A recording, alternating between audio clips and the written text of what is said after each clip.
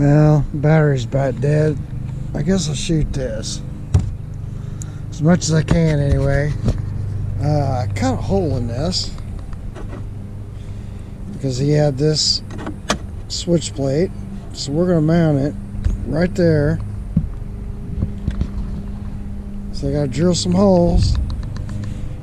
Got my drill bit for these screws, and then not sure what I want to do with this yet. Maybe just epoxy it up. It's already done. Just do some epoxy. And then as far as this switch, that needs to move.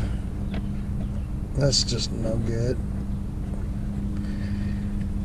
So I may have to do that. They got this old, it's like telephone wire, which, to saving some money, I guess I labeled all this. Running lights, pumps. I don't know what this is. Master. I'm gonna clean that all up, but I don't know, may replace this. See how much it costs. And I don't know if I put that in the bid or not. But this is a good way to get it just mounted out of the way. And over here they had used a PVC pipe. I got it laying over there. I took that out. This has got to get fished back up in here, and then it comes up to here. So this is just a bunch of nonsense. I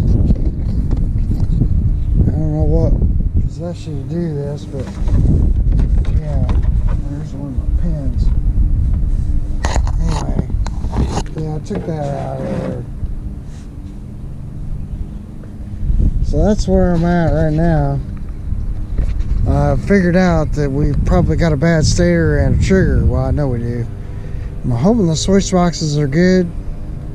I can't get some cheaper switch boxes, but I believe their switch boxes are good on it. So stator trigger is what we're gonna have to worry about.